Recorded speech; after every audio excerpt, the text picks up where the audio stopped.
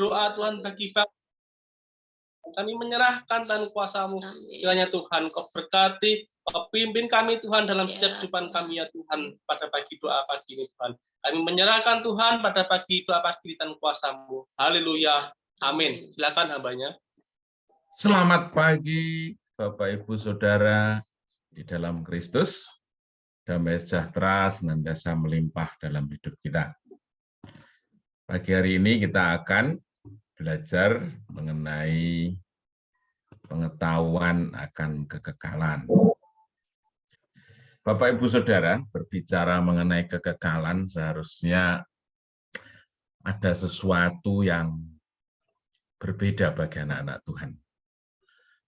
Ada sesuatu yang excited. Excited itu apa ya? Menggelurakan kita, membuat kita menjadi tenang, membuat kita memiliki satu spirit yang tidak pernah putus. Karena barangkali hanya anak-anak Tuhan saja yang dalam hidupnya sudah memperkarakan hal-hal ini, gitu ya. Kalau kita lihat kehidupan ini sesungguhnya merupakan satu misteri, ya. Kita tidak mampu memahami dari mana kita berasal, ya. Keluarga kita, suku kita dilahirkan di bangsa ini. Kita tidak tahu juga termasuk apa yang akan terjadi nanti, besok pagi, sebulan lagi, setahun lagi. Jadi manusia itu hanya memahami ketika dia sudah bisa berpikir mengenai dirinya, sepanjang jalan yang dilalui, dan memastikan keputusannya saja. Tidak lebih dari itu. Ya. Jadi sesungguhnya akal dan pikiran manusia tidak bisa memahami tentang kehidupan ini. Itu harus kita akui. Ya. Ada satu pribadi lain yang mengatur kita, ada satu pribadi lain yang berkuasa atas hidup ini. Nah, sehingga kita harus memahami atau kita harus memutuskan bahwa semestinya kita harus belajar berpaling kepada pemilik kehidupan. Ya. Kita harus belajar untuk mempercayai sepenuhnya, menyerahkan hidup kita kepada pemilik kehidupan itu yang sesungguhnya. Satu. Yang kedua, memastikan bahwa pilihan dan tindakan kita itu tepat. Kemarin Pak Oscar sudah membagikan bahwa pilihan kita itu banyak. Kita mau memilih seperti apa. Nah, yang harus dipastikan adalah pilihan kita itu tepat dan berkomitmen atas pilihan itu. Karena hanya itu saja yang bisa dilakukan. Prosesnya yang dipastikan harus kita ikuti. Kemudian hasil dari proses itu seperti apa, itu adalah milik dari pemilik kehidupan yang sesungguhnya. Nah, Pengkhotbah 3 ayat 11 itu memberikan pengertian mengenai hikmat kekekalan, di mana mengajar kita untuk bersikap terhadap kehidupan itu. Ya, firman-Nya itu berkata demikian. Ia membuat sesuatu indah pada waktunya. Bahkan ia memberikan kekekalan dalam hati mereka. Tetapi manusia tidak dapat menyelami pekerjaan yang dilakukan Allah dari awal sampai akhir. Ya, dalam bahasa Indonesia sehari-hari, ia menentukan waktu yang tepat untuk segala sesuatu. Ia memberikan kita keinginan untuk mengetahui hari depan. Tetapi kita tidak sanggup mengerti perbuatan Allah dari awal sampai akhir. Ya. Dengan cara apapun sebenarnya pikiran kita tidak akan mampu mengetahui jalannya pekerjaan Tuhan dalam hidup kita sendiri dari awal sampai akhir.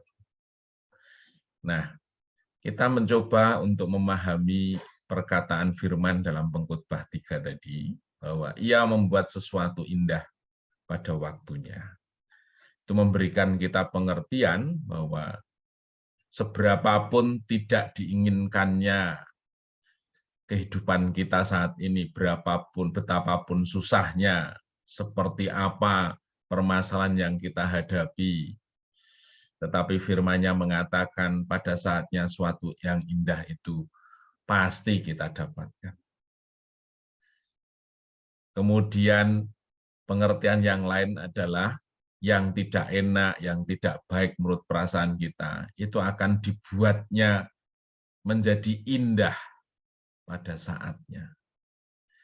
Kalau saya membayangkan kesulitan-kesulitan pada masa lalu saya, jadi reputasi saya sebagai seorang perumput itu dimulai dari kelas 2 SD. Pada waktu itu tidak ada fasilitas sama sekali, ya, semua dilalui dalam perjalanan yang tidak mudah. Kemudian setelah berkeluarga, menghadapi kesulitan ekonomi yang tidak usah saya ceritakan, tapi cincin kawin saja sudah dijual begitu. Itu merupakan sesuatu yang sulit. Tetapi pada saat ini saya melihat bagaimana kasih setia Tuhan yang memelihara menjaga hidup kami sekeluarga. Itu indah. Itu membuat kita ditenangkan oleh pekerjaan Tuhan yang hadir dalam hidup kami. Kemudian Dia sang penguasa atas waktu, di mana manusia hanya dapat merencanakannya saja. Tetapi sesungguhnya tangan Allah yang jauh lebih berkuasa untuk menentukan hasilnya. Jadi manusia hanya bisa memastikan bahwa saya berjalan pada sesuatu yang tepat. Pilihan kita tepat. Kita berkomitmen atas pilihan itu. Kemudian perkataan yang lain dalam firman itu, bahkan ia memberikan kekekalan dalam hati mereka. Tanpa sadar seringkali kita menggunakan cara berpikir maupun pertimbangan-pertimbangan kita itu dalam frame atau dalam kerangka yang sangat sempit, bahkan terpenjara oleh waktu. Kita mengukur keberhasilan seseorang itu berdasarkan ukuran kita dalam waktu jangka yang sempit. Kita melihat bagaimana orang mengalami kebahagiaan, bagaimana orang mengalami kesuksesan, itu ukurannya adalah ukuran yang tidak kekal, yang bisa berubah seperti awan yang hadir, hilang, ombak yang datang dan pergi. Kemudian seringkali menganggap bahwa masa kehidupan kita itu hanya di dunia ini. Ya, itu menunjukkan bahwa kerangka berpikir kita itu sempit, dan di pengkhotbah tadi seharusnya anak-anak Tuhan memiliki kerangka berpikir yang jauh lebih luas. Tuhan mengatakan kita diberikan satu pengertian tentang satu masa yang tanpa batas, sehingga kita tidak terintimidasi oleh keadaan sesaat. Kalau toh kita mengalami sesuatu yang sulit, perjalanan hidup kita sedang tidak berada pada kondisi yang tidak kita inginkan. Tapi percayalah, itu hanya satu momen saja, satu kondisi yang sangat singkat. Pada akhirnya kita akan lewati, menang, dan indah kita rasakan. Ya. Sehingga seseorang harus terus mengusahakan sesuatu, dan buah yang dipanen itu tidak harus dirasakan dalam waktu yang singkat. Bagaimana kita harus melakukan satu kebaikan, sehingga kebaikan kita diketahui oleh semua orang. Ya, kita menabur. Satu hal yang kita pahami, kita pasti menuai. Tetapi menuainya itu tidak berdasarkan ukuran kita. Kita pengennya menabur sekarang, menuainya nanti. Menabur sekarang, menuainya besok, tidak. Tetapi pasti menuai. Oleh karena itu, kita tidak akan lengah untuk tidak menabur. Kita tidak putus asa, ya, karena apapun yang kita kerjakan pasti buahnya manis. Dan inilah jaminannya yang luar biasa. Sebab aku ini mengetahui rancangan-rancangan apa yang ada padaku mengenai kamu. Jadi artinya Tuhan punya rancangan bagi kita semuanya.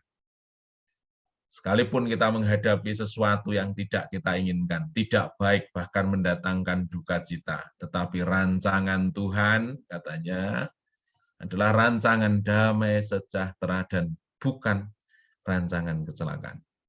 Bukan rancangan yang pada akhirnya membuat kita menderita selamanya. Bukan rancangan yang membuat kita mengalami kesedihan, tetapi rancangan damai sejahtera dan bukan rancangan kecelakaan. Untuk memberikan kepadamu hari depan yang penuh harapan. Namun demikian, pikiran kita tidak usah lompat. Apa hari depan itu yang penuh harapan? Itu urusannya Tuhan. Seperti apa hari depan penuh harapan? Itu Tuhan sudah rancangkan. Yang wajib kita lakukan adalah menjamin bahwa di hari ini saya berjalan bersama Tuhan, melakukan pekerjaan Tuhan, mempercayai Dia sepenuhnya, dan berjalan sesuai dengan firman Tuhan. Terpujilah namanya, biarkanlah firman itu menjadi pelita bagi kita yang mengarahkan kita untuk tetap berjalan bersama Allah. Karena keyakinan kita, karena janjinya, itu yang menjamin masa depan kita. Mari kita berdoa. Terima kasih Tuhan Yesus pada pagi hari ini, di dalam-Mu